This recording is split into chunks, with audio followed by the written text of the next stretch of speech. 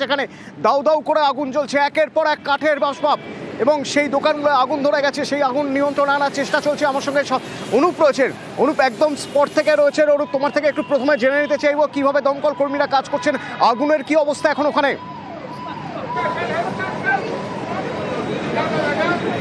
দেখো, সবার আগে তোমার আগুনের ছবিটা আমি দেখানোর চেষ্টা করবো। দমকল কর্মী যারা কিন্তু আগুন আয়ত্তে আনার চেষ্টা করছে এবং সামনের অংশে যখন আগুন আয়ত্তে আনার চেষ্টা করছিল এবং বিল্ডিং যে মার্কেটের পিছনের অংশ যে বিল্ডিং সেখানে কিন্তু নতুন করে আগুন ছড়িয়ে পড়েছে এবং ধোঁয়া যে একেবারে অনবরত বেরোচ্ছে, তুমি সেই ছবিটা একেবারে লক্ষ্য করতে পারছো।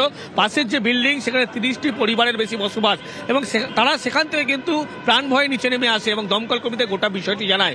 যেহেতু দমকল কর্মী আধিকারিক তারা প্রথমে সামনের অংশে যখন আগুন আয়ত্তে আনার চেষ্টা করছিল, ভিতরের একাধিক কাঠের সামগ্রী জিনিসপত্র বাইরে বের করার চেষ্টা করছিল এবং সেই সময় লক্ষ্য করা যায় যে পিছনের অংশে একাধিক যেখানে দোকান রয়েছে, একাধিক পরিবারের বসবাস রয়েছে, সেই জায়গায় কিন্তু একেবারে আগুন ছড়িয়ে পড়ে এবং ছবিটা তুমি একেবারে লক্ষ্য করতে পারলে এই যে ভয়াবহ ছবি, একেবারে পাশের বিল্ডিং এ যে আগুন জ্বলছে ধোঁয়ায় ভরে গিয়ে ছবি তুমি একেবারে লক্ষ্য করতে পারছো। সামনের দিকে দমকলের পক্ষ থেকে 10টি ইঞ্জিন কিন্তু আগুন নিয়ন্ত্রণে আনার চেষ্টা করছে। ঠিক সেই সময় লক্ষ্য করা গেল যে পিছনের দিকে বিল্ডিং সেখানে কিন্তু আগুন লাগলো এবং আগুন যে ছড়িয়ে পড়েছে এমনটা কিন্তু বলা যায়। তার কারণ এই মুহূর্তে 10টির বেশি 15টি ইঞ্জিন কিন্তু আগুন নেভানোর কাজ চালাচ্ছে এবং সামনের অংশের ছবি তুমি দেখছো এবং পিছনের অংশের ছবিটা আরো একবার দেখানোর চেষ্টা করব। একেবারে সেই বিল্ডিং গুলো যে আগুন লাগছে সেই ছবি তুমি লক্ষ্য করতে পারছো এবং আরো ছবি দেখানোর চেষ্টা করব। দমকল কর্মী তারা পিছনের অংশ যেখানে নতুন করে আগুন লাগলো সেই জায়গা কিন্তু ইতিমধ্যেই পৌঁছে আগুন নেভানোর কাজ চালাচ্ছে এবং একটি মার্কেটেরই পাশের অংশে একটি উঁচু জায়গা উঠে সেখান থেকে কিন্তু জল দিয়ে সেই বিল্ডিং এর আগুন আয়ত্তের চেষ্টা করছে।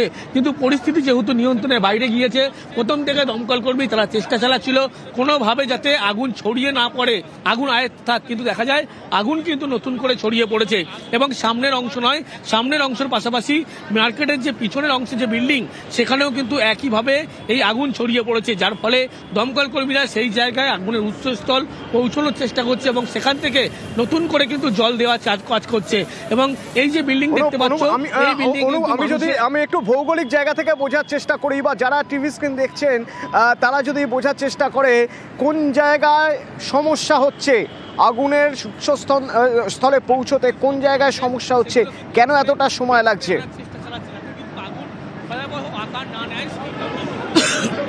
দেখো, আগুনের উৎসস্থলে পৌঁছানোর সময় লাগার একটাই কারণ, অত্যন্ত ঘিঞ্জি এলাকা, সেখানে কিন্তু পৌঁছতে সমস্যার মধ্যে পড়তে হচ্ছে। তার কারণ যে মার্কেট লাগোয়া ঘিঞ্জি এলাকা এবং সেখানে যখন দমকল কর্মী তারা পৌঁছানোর চেষ্টা করে এবং সেই সময় কিন্তু একেবারে সামনের অংশ এবং ভিতরে যে সমস্ত কাঠের জিনিসপত্র ছিল সেগুলো যখন তারা বের করার চেষ্টা করে লক্ষ্য করা যায় যে এত পরিমাণ দাহ্য পদার্থ ছিল এবং ঘিঞ্জি এলাকা সেখানেই কিন্তু আগুন ছড়িয়ে পড়ে এবং পাশেই লাগোয়া যে বিল্ডিং মার্কেট সেই বিল্ডিং লাগোয়া জায়গায় কিন্তু এইভাবে আগুন একেবারে ছড়িয়ে পড়েছে এবং যা নিয়ে কিন্তু এলাকার মানুষ তারা কিন্তু একেবারে চিন্তিত হয়ে পড়েছেন। ওপর থেকে নিচে নেমে আসে এবং তাদের যে শেষ সম্বলটুকু সেটা বাঁচানোর চেষ্টা করছে।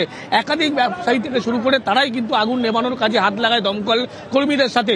কিন্তু তুমি যেটা বলছিলে, আগুনের নেভানোর বা আগুনের উৎসস্থলে পৌঁছানোর একটাই সমস্যা, অত্যন্ত ঘিঞ্জি এলাকার ভিতরে প্রচুর পরিমাণে কাঠের আসবাবপত্র মজুত করা ছিল এবং সেগুলো বের করার পরে দমকল কর্মী যখন পিছনের অংশে আগুন নেভানোর আগে এই ধরনের ঘটনা যখন ঘটে তখন দমকল কর্মীদের প্রাথমিক কাজ থাকে ফায়ার অ্যারেস্ট করা, অর্থাৎ কোনোভাবে আগুন যাতে ছড়িয়ে না পড়ে সেটা দেখা, তারপর উৎসস্থলে গিয়ে আগুন নেভানো বা আগুন পুরোপুরিভাবে ক্লিন আপ কীভাবে করা যায় সেদিকটা দেখা। আগুন ছড়িয়ে পড়তে পারে, যা পরিস্থিতি তুমি বলছো তাতে আগুন তো আরও ছড়িয়ে পড়তে পারে, সেই ফায়ার অ্যারেস্ট করার কি পরিকল্পনা করা হয়েছে বা কিভাবে সে কাজ হচ্ছে?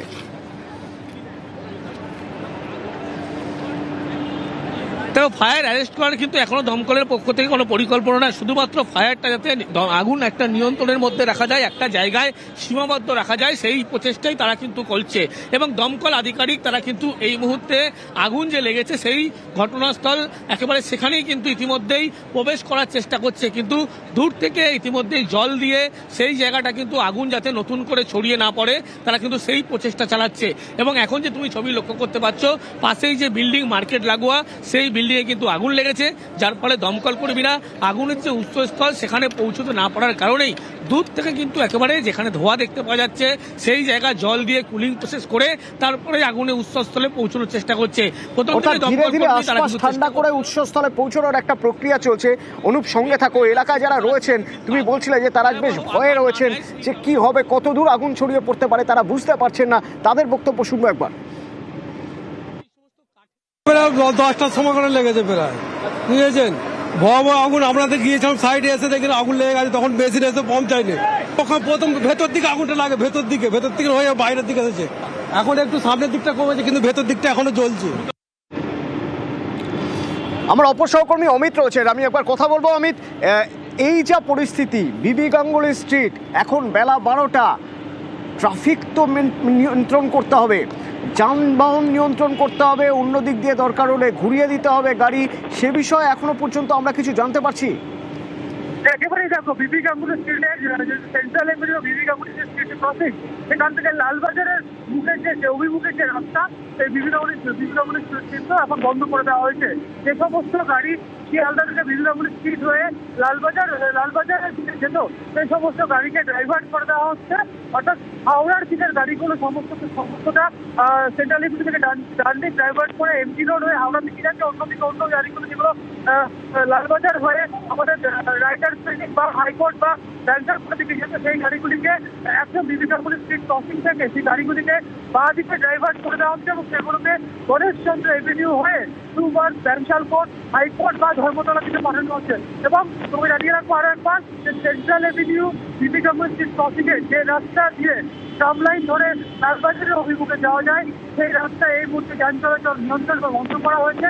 অন্যদিকে যে সমস্ত গাড়ি এই রাস্তা ধরে লালবাজার বা রাইটার্স বিল্ডিং বা ব্যাংশাল কোর্টের দিকে যেত, সেই গাড়িগুলিকে ডাইভার্ট করে দেওয়া হচ্ছে সেন্ট্রাল এভিনিউ থেকে গণেশচন্দ্র এভিনিউর দিকে, এবং গণেশচন্দ্র এভিনিউ হয়ে সেই গাড়িগুলো তাদের গন্তব্যে কিন্তু চলে যাচ্ছে। অমিত, সঙ্গে থাকো। আগুন নিয়ন্ত্রণে আনার চেষ্টা চলছে, তার জন্য যেখানে ধোঁয়া রয়েছে দূর থেকে সেই জায়গাগুলোকে আগে কুল করা হচ্ছে, ঠান্ডা করা হচ্ছে, কুলিং প্রসেস চলছে, তারপর ধীরে ধীরে আগুনের উৎসস্থলে পৌঁছাতে হবে। এরই মাঝে খেয়াল রাখতে হবে আগুন যাতে ছড়িয়ে না পড়ে, একটা নির্দিষ্ট এলাকার মধ্যে যাতে নিয়ন্ত্রণে রাখা সম্ভব হয় আগুনকে। আর এলাকার মানুষ তারা টেনশনে রয়েছেন, যদি আগুন ছড়িয়ে পড়ে কি হতে পারে, কি পরিস্থিতি স্পট থেকে অনুপ বলতে পারবে? অনুপ, 30টির বেশি পরিবার তারা কিন্তু একেবারে নিচে নেমে আছে, এবং যে ছবি একেবারে তুমি লক্ষ্য করতে পারছো যে পিছনের দিকে বিল্ডিং এর যে অংশ, সেখানে কিন্তু দূর থেকে আগুন যাতে নিয়ন্ত্রণে আসে, যে অংশে ধোঁয়া দেখা যাচ্ছে সেখানে কিন্তু কুলিং প্রসেস করে আগুনের উৎসস্থলে পৌঁছানোর চেষ্টা করছে। প্রথমে যখন আগুন লাগে দমকল কর্মী তারা কিন্তু বারবার চেষ্টা চালাচ্ছিল যাতে কিন্তু আগুন একেবারে একটা জায়গা সীমাবদ্ধ করা যায়, কিন্তু পরবর্তী ক্ষেত্রে লক্ষ্য করা হলো ভিতরে প্রচুর মানে কাঠের জিনিস এবং একাধিক আসবাবপত্র ছিল, যার ফলে দমকল কর্মী তাদের কিন্তু সমস্যার মধ্যে পড়তে হয়। এবং এগুলো যখন বের করার কাজ চলছিল সেই সময় লক্ষ্য করা যায় পিছনের দিকের এই যে বিল্ডিং ছবিটা, এই বিল্ডিং এ কিন্তু ইতিমধ্যেই ধোঁয়ায় ভরে গিয়েছে, এবং যারা বিল্ডিং এর ওপরে ছিল সেই অংশে আগুন লেগেছে তারা জ্বালাচ্ছে, তারা কিন্তু ওপর থেকে নিচে নেমে আসে, এবং একেবারে দমকল কর্মী তারা সামনের অংশে যেমন জল দিয়ে আগুন আয়ত্তের চেষ্টা করছিল, তার পিছনের অংশে একইভাবে কিন্তু আগুন দূর থেকে জল দিয়ে নিয়ন্ত্রণে আনার চেষ্টা করছে। কিন্তু আগুন যেহেতু ছড়িয়ে পড়েছে ইমেজের মধ্যে লক্ষ্য করা যায়, এবং আশেপাশের যারা প্রতিবেশী বা ব্যবসায়ী তারা কিন্তু এই মুহূর্তে আগুন যাতে আরো কন্ট্রোলে আনা যায় তারা দমকল কর্মীর সাথে একইভাবে কিন্তু সহযোগিতা করছে। কিন্তু ছবিটা তুমি একেবারে আবার দেখতে পাচ্ছ পিছনের দিকের অংশ, সেখানে এই আগুনের দিকে আমাদের নজর থাকবে। কি পরিস্থিতি আমরা প্রতি মুহূর্তের আপডেট আপনাদের জানাবো। আমার সহকর্মীরা গ্রাউন্ড জিরো থেকে রয়েছেন আমাদের সঙ্গে, এবং প্রতি মুহূর্তের ছবি আপনাদের সামনে তুলে ধরছি। আগুন কখন কিভাবে নিয়ন্ত্রণে আসবে, কত দ্রুত নিয়ন্ত্রণে আসবে, নজর থাকবে আমাদের। তার পাশাপাশি হাইকোর্টে নজর রাখতেই হবে, কারণ আজ হাইকোর্টে আইপ্যাক মামলার শুনানি, এবং এর আগে শুনানির দিন আপনাদের মনে থাকবে সেদিন এত মানুষ এজলাসে ঢুকে গিয়েছিলেন, এত হইহট্টগোল, যার মধ্যে থেকে বিচারপতি শুনানি করতে পারেননি, বলেছিলেন এভাবে শুনানি হয় না, শুনানির তারিখ দিয়েছিলেন। আজ এই শুনানির আগে ব্যবস্থা নেওয়া হয়েছে। কি ব্যবস্থা? না, মামলার সঙ্গে যুক্ত ছাড়া আর কেউ এজলাসে ঢুকতে পারবেন না। অর্ণব রয়েছে আমার সঙ্গে।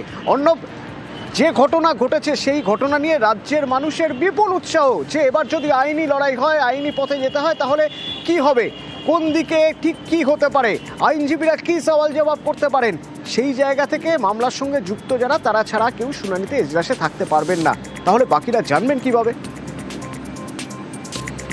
দেখো, দুপুর 2:30টা নাগাদ বিচারপতি শুভ্রা ঘোষের আদালত কক্ষে এই মামলা শুনানি হবে এবং এই মামলা কার্যত রুদ্ধদ্বার শুনানি, কারণ মামলার সাথে সব পক্ষের আইনজীবী ছাড়া অন্য কেউ ভিতরে প্রবেশ করতে পারবেন না, অর্থাৎ এজলাসে থাকতে পারবেন না। যদি ওই শুনানিতে অংশ নিতে চান কোনো আইনজীবী, তাহলে তাদের ভার্চুয়াল মাধ্যমে সংযুক্ত হতে হবে। এছাড়া লাইভ স্ট্রিমিং, অর্থাৎ বিভিন্ন সোশ্যাল মাধ্যমে আমরা দেখেছি ইউটিউবের সহযোগিতা কলকাতা হাইকোর্টের একাধিক একক বেঞ্চ বা ডিভিশন বেঞ্চের শুনানি লাইভ সম্প্রচার বা লাইভ স্ট্রিমিং হয়। সেই অপশন আজ থাকছে হাইকোর্টে জারি হওয়া প্রশাসনিক নির্দেশে। ভারপ্রাপ্ত প্রধান বিচারপতির অনুমতি সাপেক্ষে গতকাল রেজিস্ট্রার জেনারেল যে বিজ্ঞপ্তি জারি করেছে, তাতে এই মামলা অর্থাৎ আইপ্যাক এবং ইডির এই মামলা দুপুর 2:30 নাগাদ শুরু হলে সেখানে হট্টগোল এড়াতে যেমন নজিরবিহীন নিষেধাজ্ঞা চাপানো হয়েছে প্রবেশের উপরে, একই সঙ্গে লাইভ স্ট্রিমিং এরও ব্যবস্থা করা হয়েছে এই মামলায়। এক্ষেত্রে ইডির বিরুদ্ধে তৃণমূল কংগ্রেসের যে মামলা, যেটা প্রথম মামলা দায়ের হয়েছিল, সেখানে অভিযোগ ছিল তৃণমূল কংগ্রেসের পার্টি অফিসের বিভিন্ন কনফিডেন্সিয়াল ডকুমেন্ট সেগুলি ইডি অভিযানের মাধ্যমে হাতিয়েছে, সেগুলি ফেরত দিতে হবে। ইতিমধ্যেই ইডি তাদের সিজার লিস্টে জানিয়েছে তারা কোনো রকম কোনো কিছু বাজেয়াপ্ত করেনি। কাজে এই জায়গা থেকে আইনি প্রশ্নে ইডি কিছুটা হলেও স্বস্তিতে থাকবে, কারণ তাদের ফেরত দেওয়ার মতো কিছু নেই, কারণ তারা খাতায় কলমে দেখিয়ে দিয়েছে কোনো কিছু তারা বাজেয়াপ্ত করেনি। সেই জায়গায় দুটি জায়গায় আইপ্যাকের কর্ণধারের বাড়ি এবং আইপ্যাকের অফিস দুটি জায়গায় অভিযান এবং যে প্লেস অফ অকারেন্স, সেখানের অভিযানটাকে অবৈধ ঘোষণার দাবিও ছিল তৃণমূল কংগ্রেসের তরফে। সেক্ষেত্রে এই মামলার ক্ষেত্রে বিচারপতি শুভ্রা ঘোষ কি পর্যবেক্ষণ রাখেন সেদিকে তাকিয়ে রয়েছে সব পক্ষই। অন্যদিকে ইডি কলকাতা হাইকোর্টে এই যে আজ 2:30 থেকে শুনানি শুরু হবে, তার প্রত্যেক মুহূর্তের আপডেট আমরা তোমার থেকে নেব, কিন্তু তার আগে একবার দর্শককে দেখিয়ে দিতে চাইবো যে কেন গত শুক্রবার বিচারপতি শুভ্রা ঘোষ বাধ্য হয়েছিলেন শুনানি স্থগিত করে দিতে। কেন আজ নতুন করে শুনানি শুরু হবে দুপুর 2:30টায়? কি হয়েছিল গত শুক্রবার? এক নজিরবিহীন ঘটনা ঘটেছিল কলকাতা হাইকোর্টে, দেখুন।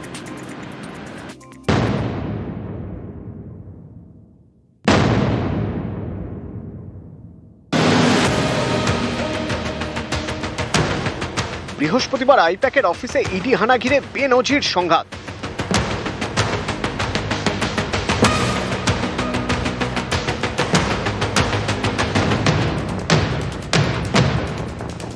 তৃণমূল এবং ইডি দুপক্ষই একে অপরের বিরুদ্ধে হাইকোর্টে।